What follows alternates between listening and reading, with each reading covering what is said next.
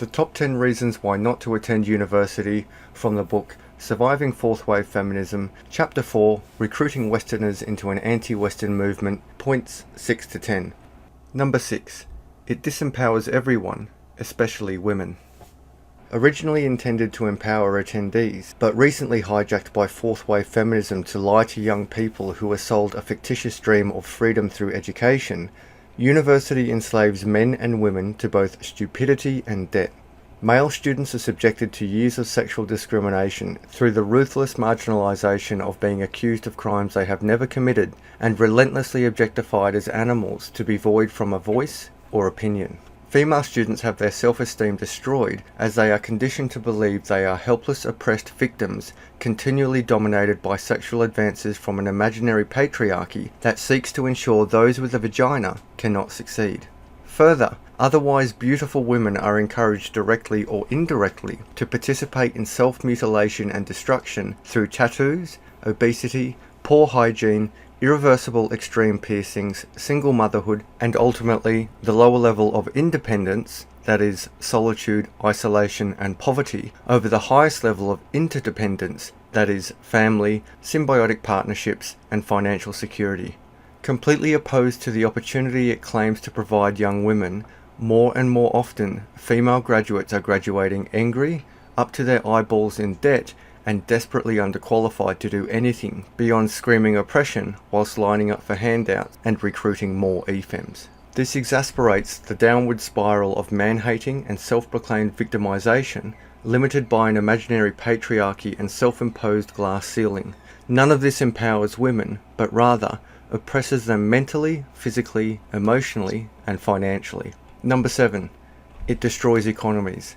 University courses that mislead the unwitting customer to believe they will have an education, thus independence, in fact leave millions of people in massive debt without any qualification to earn a basic wage, let alone achieve the financial independence it promises. Immensely expensive tertiary courses such as gender studies, lesbian dance studies, or underwater basket weaving, yes, all are actual university courses, provide little to no employment opportunities for graduates.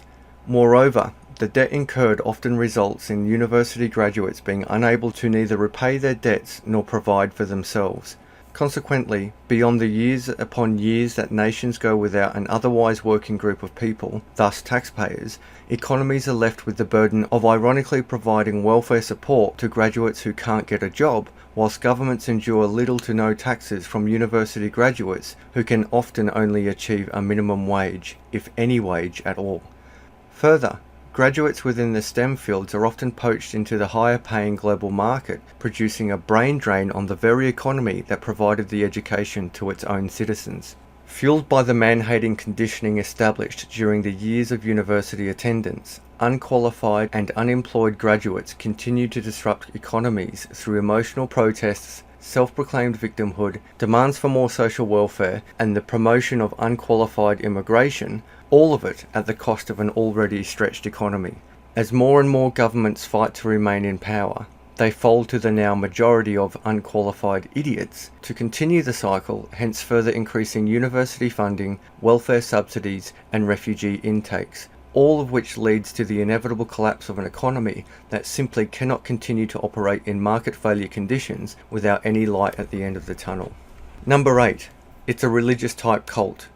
In complete contradiction to the original intent of challenging one's beliefs in the search for new ideas and encouraging robust debate, university has now become an institution to preach just one belief from one closed-minded side. In line with a religious type cult, universities are the church, professors are the priests, and the immutable content of hating white men, attractive women, and Western values is now the Bible of the university cult.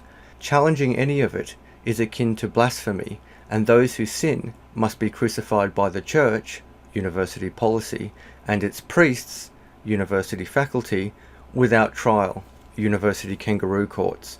Just like any government-endorsed religion, it's a business free from tax and powerful enough to influence political parties to change their policies whilst bypassing established democratic procedural fairness. Universities abuse their power through exploiting their customers, randomly changing its rules to ensure commercial survival, and acting above the natural laws of competition and the laws of the land.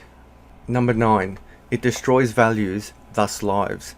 National pride, the family unit, democracy, responsibility, accountability, opportunity for all, common decency, equality, and equity all take a backseat to the political movement that is fourth-wave feminism.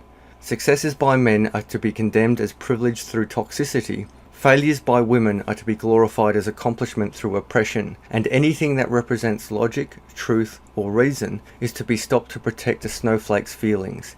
Anything that is good is to be viewed as bad. For example, gender differences, synergy, and pride, whilst anything that is bad is to be viewed as good. For example, obesity, violent tantrums, and misandry.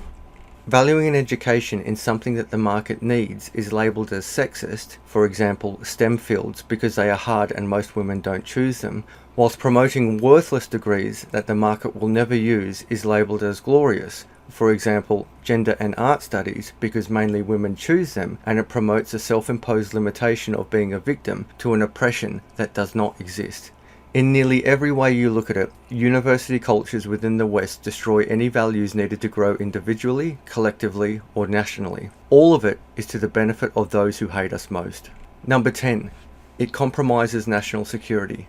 Suppressing free thought and free speech suppresses the ability to discuss cold, hard facts, such as the open passage of terrorism through the exploitation of refugees or student visas, promoting unbalanced views of religious and cultural differences, suppressing national pride, and denying the realities of the West's enemies. Recruiting millions of students, thus citizens, to conform entirely to a one-sided political ideology through methods of bullying, shaming, aggression, hate, and violence creates a space for extremist non-democratic principles to survive and thrive within the very nation that should be stopping it. Shaming some of the most competent, reasonable, and capable contributors within its own society, white men, leads to the demoralization of nations, whilst emasculating the ones that are undeniably the greatest threat to our enemies. The suppression of free thought and speech influences the future leaders to sympathize, thus fund, the very enemy that is our greatest danger. This is continually demonstrated in Australia, with some university bodies first bullying the faculty, then the students, and finally the government into adopting anti-Western values such as Sharia law and the suppression of free speech. Further, it breaks down the family unit by promoting single-parent families, homosexuality and transgender glorification over two-parent families, heterosexuality and cisgender acceptance, all of which contributes to ensuring weak, submissive and demoralized men, which in turn leads to a feminized military that's primarily focused on gender quotas, gender reassignments, breast enlargements, IVF treatments, lower entry standards, religious and sexual preference quotas over a tough, focused, united, proud and formidable fighting force, structured for war, adapted to peace, and trained to win.